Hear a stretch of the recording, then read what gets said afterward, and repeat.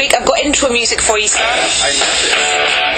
Is this a good place for me, honey? You can sit yourself right down there, Robert Downey Jr., and there's headphones there for you as well. Do you like that? Good intro for you?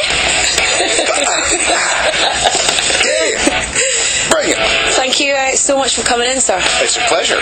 And you managed to make your way past the enormous amount of people who were upstairs quite excited about your arrival at Radio 1. Yeah, that's strange, then. Come on, you must be used to that attention by now. Right, everything has just kind of like been magnified because, you know, the whole superhero deal, I guess. It's ridiculous. Have you got a different walk for it now?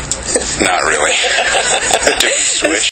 We've got so much we want to talk to you about, and we saw the film yesterday morning, and we absolutely loved it. Oh, it's so good to hear. It's great. And you really just shine and make Iron Man real. This is how I kind of wanted to start off, actually, because we have, you know, we think superheroes, we think Peter Parker, mild-mannered photographer, bitten by a spider, becomes Spider-Man. You got Bruce Wayne, secretive multimillionaire who likes dark caves, black, and fighting crime as Batman. Then we have Tony Stark. He's someone kind of without fetishes or gamma rays. He's kind of a typical billionaire American philanderer, hard partying, waste of life. He knows how to have a good time. Yeah. It's our first big blockbuster of the summer, and it's got the lot. It's got its big budget. It's got amazing special effects, comic book hero background, but a real story as well. How excited are you about people seeing it? It really means a lot to me because several years ago when John started working on this, Jon Favreau, the director, you never know how these are going to go. And, you know, Marvel's made some really cool movies, and self-admittedly, they've made some stinkers. Yeah. So you kind of wouldn't just turn the other way and believe in the best possible outcome. Yeah, do you kind of just try and erase all that that's gone before then from your mind and kind of go, right, we want to do it our way, we're not going to take anything from anything else that's been done before? I just figure you get one shot at doing this. Yeah. You know, you just want to, and I guess honestly the best way to give yourself that shot is to bring yourself to bear. And, you know, with John's background from films like Swingers and then being able to direct movies that worked like Elf and stuff like that, he was a good choice for them.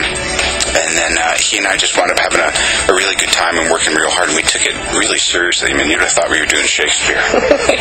Why not? Yeah. Superhero films should be taken seriously. I guess so. That said, we wanted to have a lot of fun, you know. Yeah.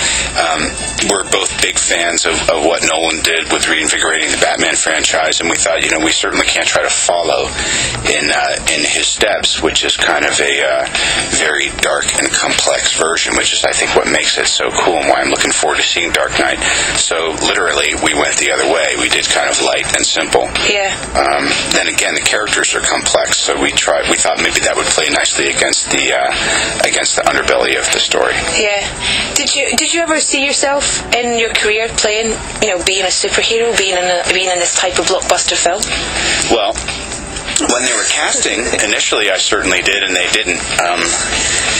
And looking back on, you know, obviously a variety of reasons, but more importantly, just kind of looking at the sort of movies I'd done, you wouldn't really think the same guy that played Charlot would come in and play some kind of big butch, iconic type Howard Hughes, whatever dude. Part you really wanted it, didn't you? I really did.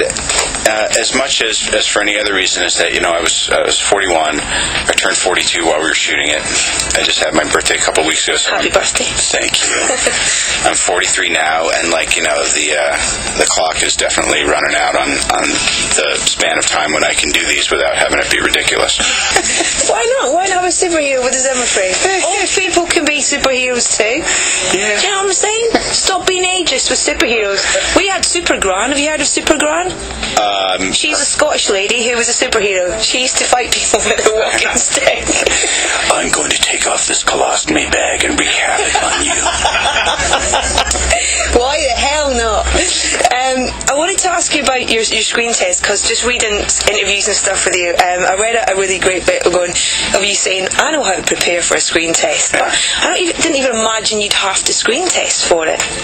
Well, there's a lot of dough on the line, and looking back at it now, people say, well, what were they thinking? But then part of the story is I'm doing press every day. You weren't an obvious choice, and it's hundreds of millions of dollars, and it's a decision. Again, you can only make once. It's not like you can recast when you're halfway through because there's all that money invested.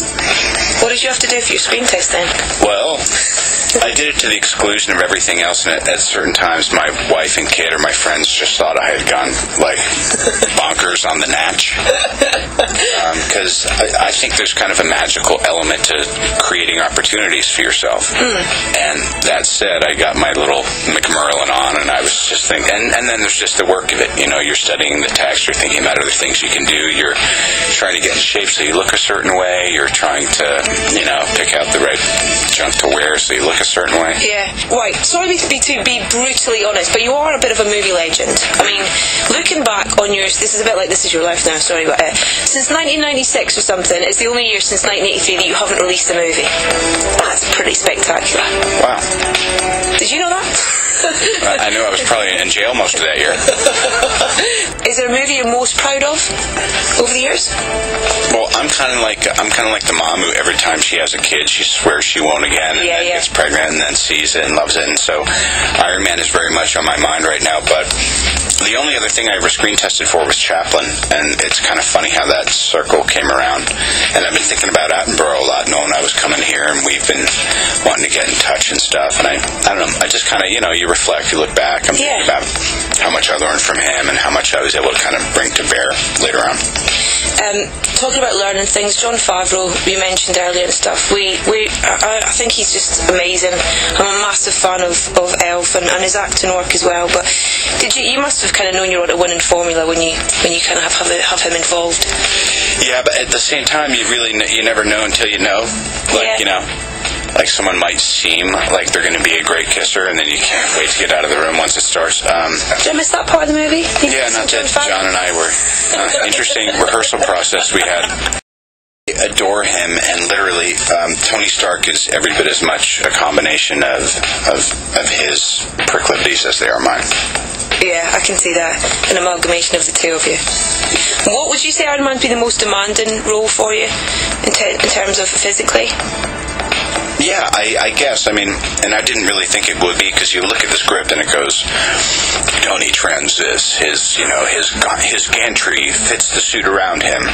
The suit closes, he takes off like a bullet, whatever. But we had to shoot every little bit of those things, and so something that you just read that's like a little paragraph can wind up being, 3 days work where you're trying to look like you're still in shape, even though they shot all the stuff where you had to have your shirt off and you've been eating pasta and whatever. Some of that's the challenging stuff, is getting your ego out of the way and going, you know what, it ain't going to be perfect, and I'm certainly not perfect, but it was a lot of help. In terms of training, I imagine you kind of had to do quite a lot of vigorous. Not saying that you weren't, in shape before you started the movie or anything. Okay, you were. Yeah, it was a wreck. Do you get yourself a personal trainer and all that kind of stuff? Well, I got into Kung Fu about 5 years ago, and so overall that's a great thing to do. And then John and I agreed that I didn't want to look like I was short and skinny. So I did strength training and all that garbage and took a bunch of supplements. You're not short? Right. Next to Gwyneth Paltrow, everybody. Have you seen the heels she's been wearing recently, though? It's not doing you any favours. No, it looks like I'm proposing to her in every picture I've seen online so far. Mentioning Gwyneth Paltrow, I just, for one thing, I love her character name. It's just, Pepper Potts. It's just sweet, cute, funny, and lovely. How do you reckon she'd make as a PA? Wow. In real life. You mean the secretary with a 12-person entourage? She actually is. She's very maternal and very down to earth. And when you see her out of that element where she's so revered, when she's not in Princess Grace mode, she's really capable. She really does know how to take care of herself and others. And what about you in terms of, because she plays your executive PA in the film? Yeah. Have you kind of rethought how you treat your PA in real life, considering how Tony is with his. My assistant, Christine, was sitting next to me during one of the premieres, and she kept grabbing my arm and going, "You did that to me," or whatever. You know, it was. I had to buy my own birthday present again.